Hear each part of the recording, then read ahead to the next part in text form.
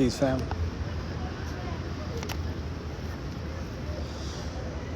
Do this quick live. Did a live on the book. Figured I'd do it on the gram real quick. So, once again, if you got a birthday you want to put in the chat, please feel free. Or if you have a question for the tarot cards, please feel free. So, I wanted to talk about these two. What's up, Davis? I want to talk about these two Bible verses. One is an eye for an eye. The other one is turn the other cheek. Now, there's a lot of confusion about when to use which one, or does one cancel out the other, or how does that work? So, what I've learned about when using the Bible to try to explain anything, it's all about context. So the context for the eye for an eye, let's go for that. Let's just go for the turn the other cheek. The context for the turn the other cheek is to forgive your brother, those who you consider, exactly, right? Misunderstanding, lack of context. So the turn the other cheek is about forgiving your brother, forgiving your comrade, forgiving your friends, close friends, real close friends, forgiving your family, right? Forgiving those that you care about. That's who you forgive. That's who you turn the other cheek, because we all make mistakes. But the eye for an eye has to do with your enemy. Your enemy is the one who doesn't care for you. Your enemy is the one who's only going to use you for their own benefit. Your enemy will conquer you or take your land or take your things whenever the opportunity presents themselves. Your enemy. We might say that the enemy is someone like China. In America, they might say that. The enemy is someone like Russia. Why would we say that? Because we believe that if we were too weak at any moment in time, that they would come and conquer us and take over our land, take over our resources. And there's probably a good chance that they would. Or someone like South Korea, we don't have the proper weaponry, and we're not making sure we're watching over, I say South Korea, North Korea, we don't have the proper weaponry, we're not watching over them, and, or Iran or Iraq or whatever. If we're not watching over them and monitoring them, they might try to bomb us and take over what we have in our resources. So they are our enemy. Eye for an eye, whatever they do, or even whatever they might do, still an eye for an eye. Preemptive eye, right? But it's weird because here in America, it's considered that we're all one. There's no such thing as race. That's what is said sometimes, a lot of times. There's no such thing as race, right? Color doesn't matter. Okay, I'm cool with that. So we're a big melting pot, which means that I would consider white people my brother and my sister. The Arabs that live here, my brother and my sister. The Orientals that live here, my brother and my sister. The Africans that live here, my brother and my sister.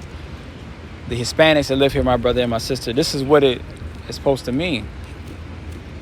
So that means that I turn the other cheek if my brother or my sister were to do something harmful to me. Okay, I could see that. I could go with that. So then I have to look at, okay, well, how does our government act? Because the government is the leadership. It's just like I used to be, when I was in school, I was a student athlete. High school, college, student athlete. So because even though I had no authority, it's kind of weird, had no authority, I was still looked at as a leader. I was still looked at as the person to set the example. I was told this. You have to set the example because you're an athlete. I have no authority whatsoever. But I have to set the example. I was like, okay, I'm cool with that. So that would mean that, the president, the congressman, all government officials are our leaders. They're elected leaders. Therefore, they set the example. Therefore, how they act dictates how I'm supposed to or allowed to act, or how I should act. So, okay, right? That makes sense, right? That's why, as an athlete or a celebrity, and they say you're a role model, that means that the children and even the youth or even adults will do what you do because they look at you as a leader. So that same concept would go for the politicians, right? I would only think so. If that's the case, and I look at how the government operates, we're in a melting pot. That means that there is no race. So that means that China would be our brethren. Japan would be our brethren. Russia would be our brethren. Cuba would be our brethren. Vietnam would be our brethren. Mexico would be our brethren. Canada, Africa, all the countries in Africa, all the countries in Europe, everyone, we would have to look at them as our brethren, right? Because you can find each and every group in America. And America has no color. It has no race. This is what we're going off of. We're just being logical here. So that means if 9/11 happens, if Pearl Harbor happens, if the events leading up to Revolutionary War happen, if, Nazi Germany happens, this would mean that we are supposed to forgive our brethren, give them a chance, talk to them, talk it out,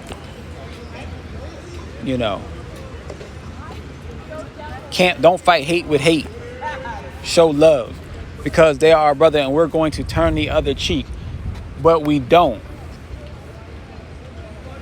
America doesn't do that. In fact, we've been in many, many wars. We have retaliated. And I'm not saying it's wrong. 9/11 hits, boom, we retaliate. Pearl Harbor hits, boom, we retaliate. It makes sense. So that must mean that we're operating from the eye for an eye tactic. Okay, eye for an eye. What's the point of eye for an eye? For protection. It's to defend yourself. So eye for an eye, okay. So if we're doing the eye for an eye tactic, that must mean that the people that we're doing the eye for an eye against must be our enemy. Or at least they're not us. US 66W, what you not understand something? Let me know. So if we're attacking another country, another group, we're fighting them, we must look at them as not us. They must not be our brother. They must in some way be our enemy, or at least they're just not us. They're different from us. They look different from us. Their culture is different from us. Their religion is different from us. Their customs are different from us. And it makes sense. So then we fight back. It's like, okay. So then the question is, well, if they look different from us, well, we go over to, China and we fight, or we go over to Vietnam and we fight, but we got Vietnamese people here. We got Asian, Chinese, or Japanese people here. We have these people here. Then that must mean that whoever is dictating who we go and fight must look different from those people. So the question is, what do they look like? Do they look like me? Maybe. Maybe not. Either way, we see that America is practicing an eye for an eye technique. So if America practices the eye for an eye technique and is led by a certain group of people who look a certain way, that's why they're doing it, because they look different from the other group in some kind of way. The question then becomes, if those people in charge don't look like me, does that also mean on some level that I am also different or their enemy? And if that's the case, if they were to do something, someone that looks like them were to do something to somebody that looks like me, would it make sense that I would practice an eye for an eye tactic? Because that's what the leadership does themselves. They practice that, so shouldn't I practice that? Because obviously that means they're going to practice it against me.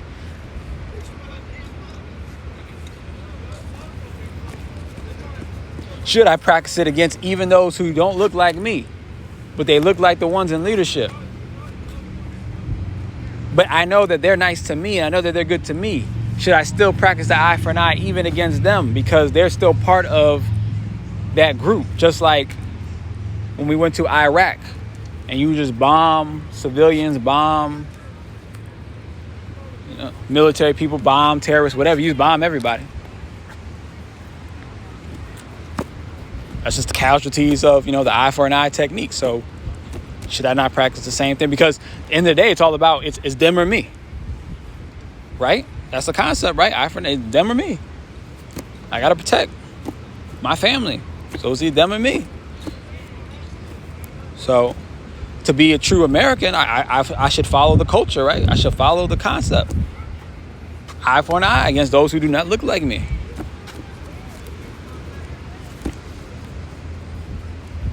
So now that we see the logic behind it all, because it all makes sense. Now you can see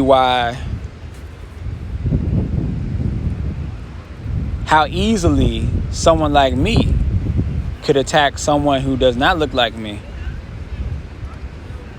even if they're good people. Because the spirit of the very government itself operates from the eye for an eye construct. And even Jesus, with all his love that he presented, he could not stop the Romans from killing him. So obviously, they said you can't fight hate with hate. Well, you can't fight love with hate. Can't fight hate with love either. You still gonna lose. You still gonna be on that cross. You're still going to be sacrificed. And we see that happening in the streets right now. People are showing love and getting sacrificed. The Bible's a deep book. You can see it happening in real time.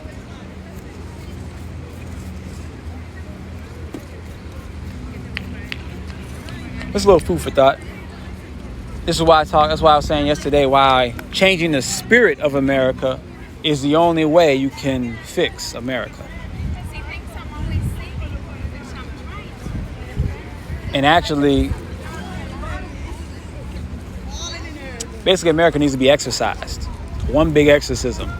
And we need to have a collective spiritual practice, a collective spiritual concept that is very clear. It's not saying that bad things are not going to happen just because it's clear, but we're going to have a lot more control. We're going to be able to put things into the proper context most of the time. And we're going to be able to deal with any injustice very swiftly, no matter what color you are. But we have to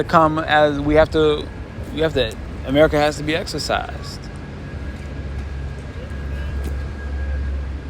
The spirit of America has to change. And I'm going to do a video on Sunday, like my Sunday sermon, a whole video on the different spirits that I see that have possessed.